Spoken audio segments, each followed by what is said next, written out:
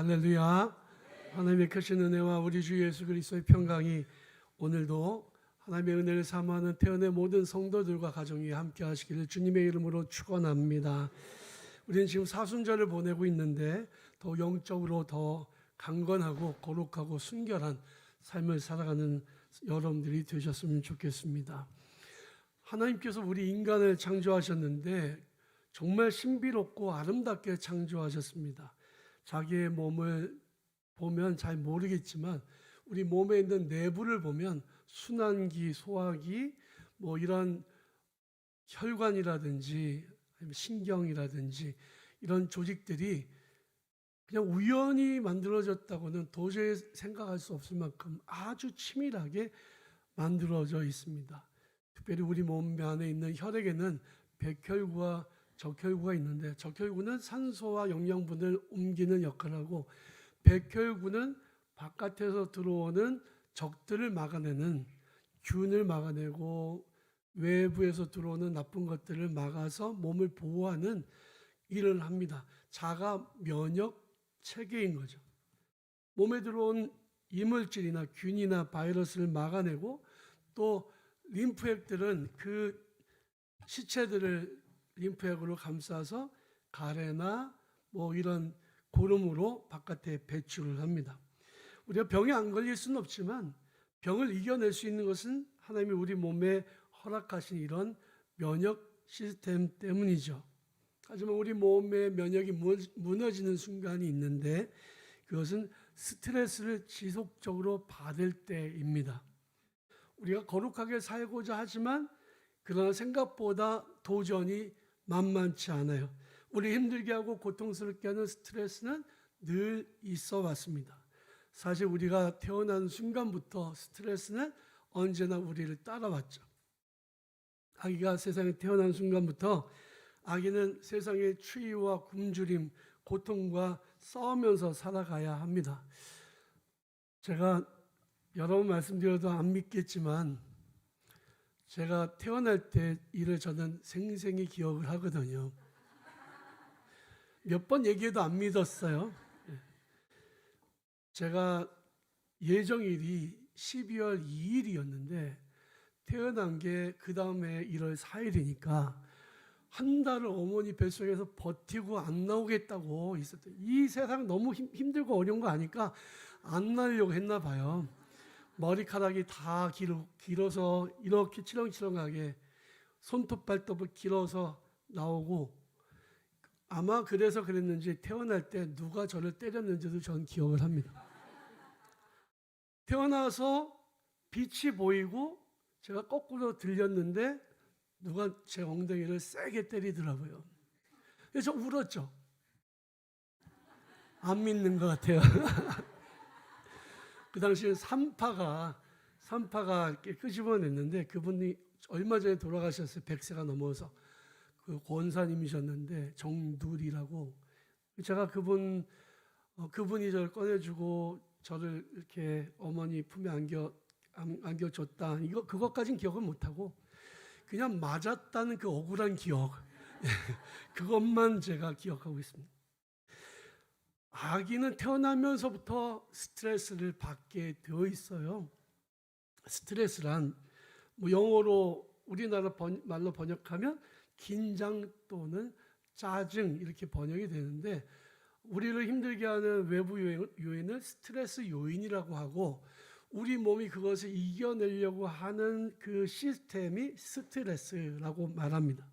한스 셀리아라고 하는 그 학자가 밝혀낸 그런 현상이죠. 외부에서 압력을 받으면 흥분하고 긴장하고 각성하고 불안하고 그래서 모든 스트레스가 다 나쁜 건 아니에요. 인생은 스트레스 안 받고 살 수 없잖아요. 그러니까 좋은 스트레스도 있습니다. 예를 들어서 여러분들이 지금 이 나이에 자격증 하나 따보겠다 그러면 스트레스가 막 옵니다. 안 하던 공부해야 하잖아요. 시험도 봐야 되잖아요. 그러면 막 마음에 스트레스는 오지만 무엇을 위해 하는 거예요? 내 목표를 이루기 위해서 하는 거죠. 그래서 거기에 따라오는 긴장이나 이런 것들은 오히려 즐거움이 되고 내가 건강하게 사는데 도움이 됩니다. 그런데요, 나쁜 스트레스는 우리 몸에 병을 가져다 준다. 스트레스가 가장 큰 암 발병의 원인이에요. 여러분 들어보셨나요? 담배 피고 술 마시고 이런 것도 굉장히 위험하지만 스트레스가 한번 오면 사람이 그때서부터 병이 생깁니다. 무서운 건 자가 면역 질환이 생기는 거고, 그러면 그 병이 생기면 자기 몸이 스스로 자기를 공격해요. 이거는 정말 어떻게 해볼 방법이 없잖아요. 그런데 암이 발생하는데, 암이 여러분, 저도 암 환자였잖아요. 여러분들은 경험 못 하셨지만 저는 해봤거든요. 근데 제가 암 발견했을 때가 8mm였습니다. 10mm 넘어갔으면 위험했다 그래요. 8mm였는데 그때 들은 얘기가 암은 1년에 1mm씩 자란다는 얘기를 들었어요. 모든 경우가 그런 건 아니지만 대부분의 경우. 그러면 8년 전에 무슨 일이 있었나를 살펴봤는데, 8년 전에 제가 집도 이사하고 교회도 옮기는 그런 일이 있었더라고요. 부목사를 하다가 제가 일본 교회에서 초청이 와서 나고에서 두 번째로 큰 교회로 가기로 했는데, 일본에 은퇴하는 목사님이 저한테 한 2억을 요구를 해요. 아무런 얘기 없다가 자기 은퇴하는데 돈이 필요하다. 그런데 저는 소신이 절대 그렇게는 안 간다. 하나님의 인도하심이면 무슨 줄 돈도 없지만 왜 주냐. 그리고 고민을 했어요. 기도를 했습니다. 그리고는 안 가는 걸로 응답받고 안 가는 걸로 했더니 교회 장로님이 저한테 와서 그런 거예요. 목사님, 나가시기로 하셨으면 나가셔야죠. 담임 목사님은 좀 더 있어라. 갈 때까지 한번 준비해놔. 제가 개척을 하려고 했는데 개척을 위한 재정을 교회에서 다 써버렸어요. 그러니까 이제 그 돈 모아질 때까지 기다려라 이러셨는데, 그 장로님이 와서 얘기하는 거예요. 목사님 나가셔야죠. 고민이 확 되더라고요. 그래서 그때 이제부터 개척교회를 알아보기 시작하는데 스트레스를 굉장히 많이 받았습니다. 밤에 잠이 오지 않았어요. 그리고 개척해서 갔는데 그래도 제가 인기가 좋았던 부목사라 좀 거리가 좀 있어도 좀 와줄 줄 알았어요. 한두 명이라도 예배 드릴 때 외롭지 않게. 아무도 안 오는 거예요. 한 명도 안 오는데 저희 부부와 아들 둘하고만 예배를 드렸습니다. 그러니까 그게 정말 저한테는 광야를 걷는 경험이었죠. 근데 아마도 그때의 암의 씨앗이 떨어지지 않았을까라고 생각을 하게 됐습니다. 하나님의 은혜로 암도 그냥 아무 문제도 없이 항암도 하지 않고 수술해서 잘 제거했습니다. 지금까지도 건강하잖아요. 교회가 크게 부흥한 거는 그 뒤로 8년 뒤였지만 8년 뒤에 제가 암을 얻게 된 거예요. 충격이었습니다. 사실은 암에 한번 걸리고 나면요, 그 다음부터 의사 선생님 만나는 게 무서워.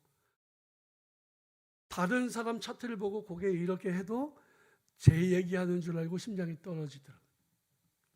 지금은 살 만큼 살아서 이제는 웬만해도 이러다 부르시면 가지 이런 마음이지만 당시는 안 그랬습니다. 40대 중반이었으니까요. 여러분, 스트레스 중에 나쁜 스트레스는 정말 큰 암의 원인이에요. 그래서 여러분, 나쁜 스트레스를 받지 마시기를 바랍니다. 그런데 나쁜 스트레스를 안 받으려면 제가 지금부터 말씀드리는 것들을 잘 마음에 새기고 실천하시면 좋겠습니다. 첫 번째는 미워하기보다 사랑하며 살라라고 하는 겁니다. 미워하지 말고 사랑하고 살라. 오늘 본문 14절 말씀에 이 모든 것 위에 사랑을 더하라. 이는 온전하게 매는 띠다 그랬습니다. 우리 인생이 항상 행복할 수는 없죠. 어려움도 오고 힘든 일도 생깁니다. 그러나 우리가 온전하게 그리스도인으로 하나님이 기뻐하신 삶을 살기를 원한다면 사랑이 반드시 필요하다라고 하는 거죠. 남편과 아내 사이에도 사랑이 있으면 해결되고 부모와 자녀 사이에도 사랑이 있으면 it's okay. 다 해결되는 거예요. 부모가 엄청나게 서로 미워하고 싸워보십시오. 여러분 부부싸움 안 해보신 분 손 들어보실까요? 한 명도 없죠. 많이 싸워보신 분은 일어나지 마시고요.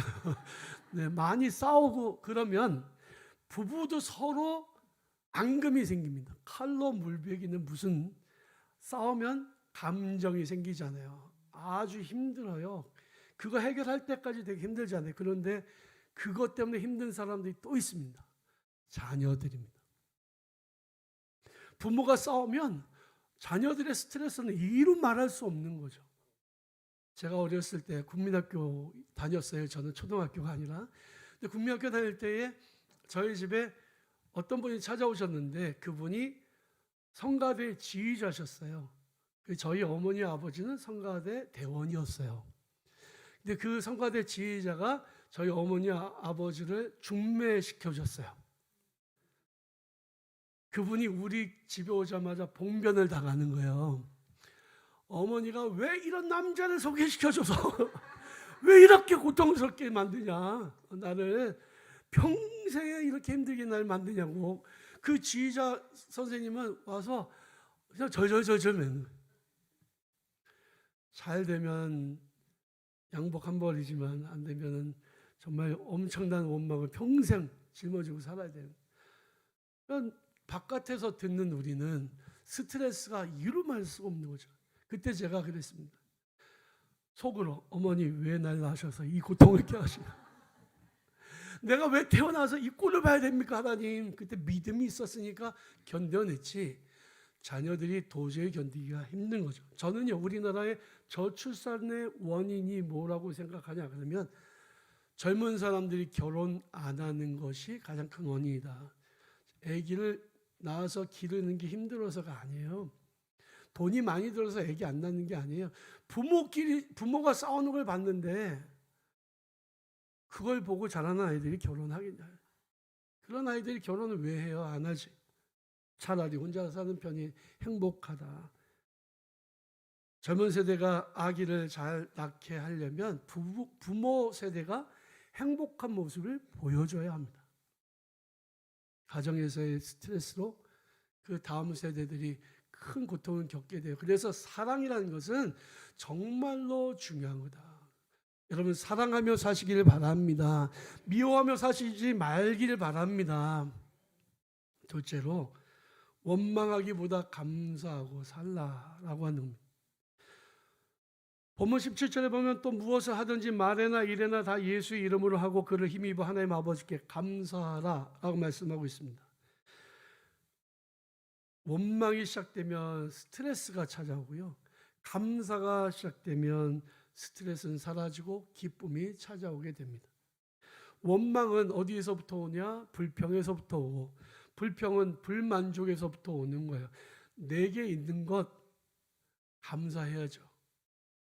내게 주신 것 감사해야죠.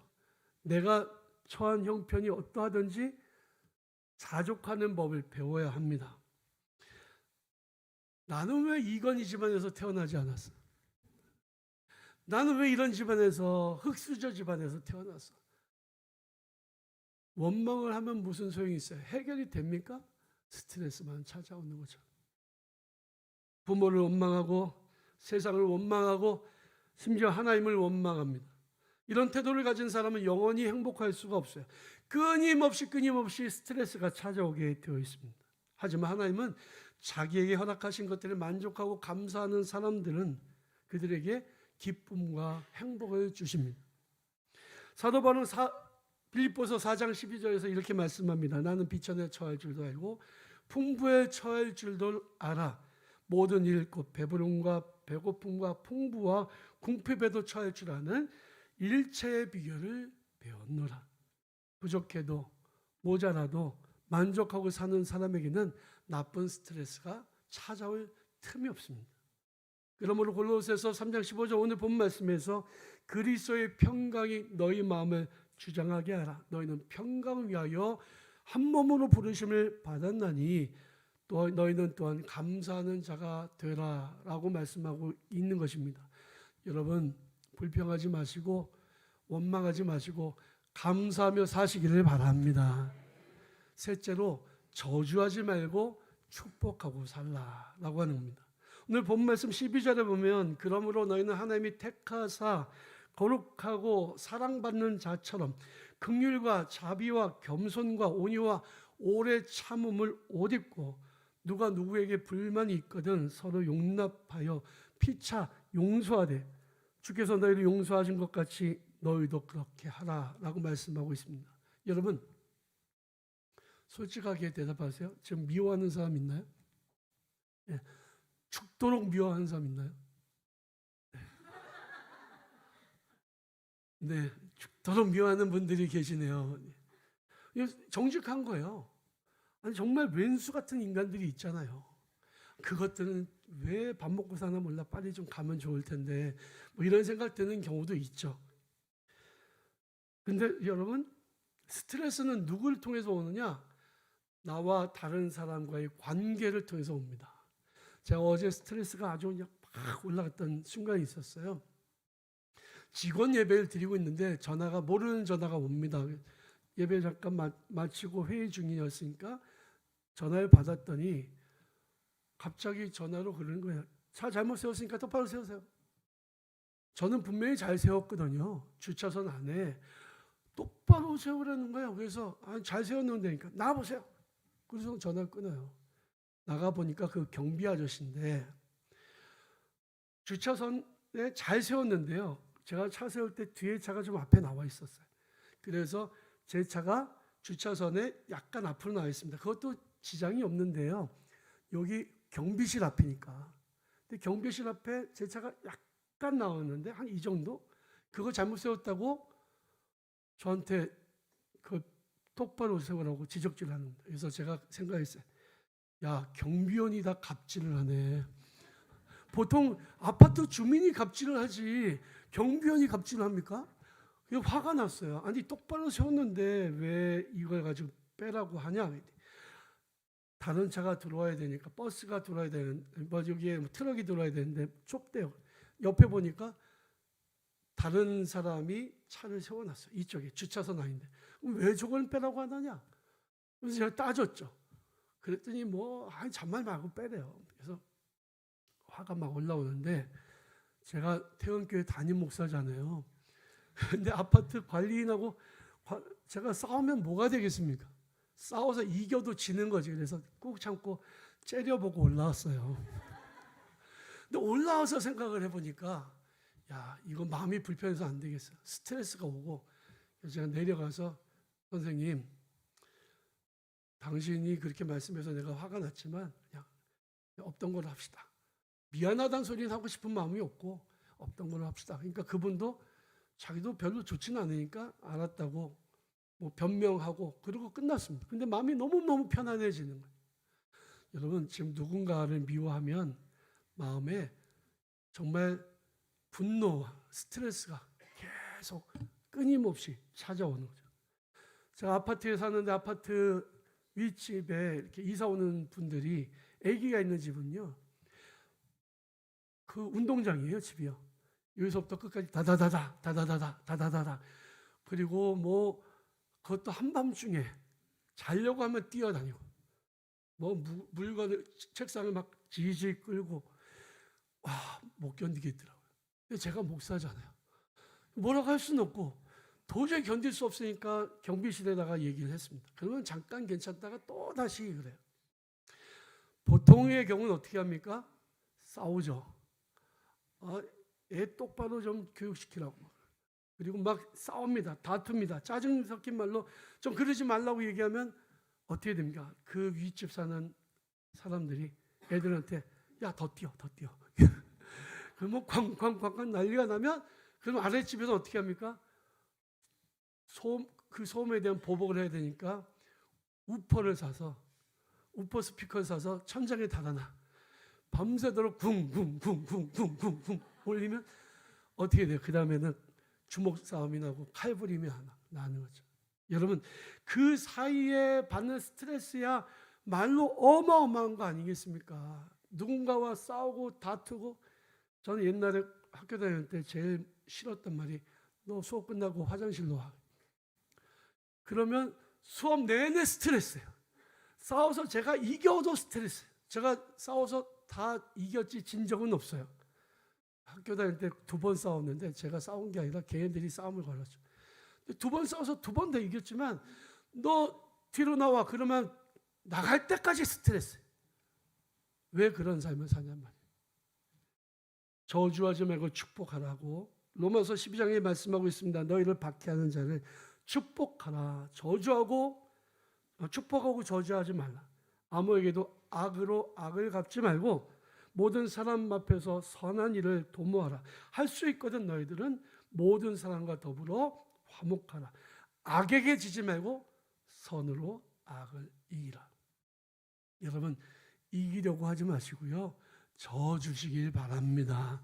마지막으로 네 번째, 초조하지 말고 주님께 맡기며 기도하며 살면 됩니다. 본문 15절에 보면 그리스도의 평강이 너희 마음을 주장하게 하라. 너희는 평강을 위하여 한 몸으로 부르심을 받았나니 너희는 또한 감사하는 자가 되라 라고 말씀하고 있습니다. 평강이 너희 마음을 주장하게 하라.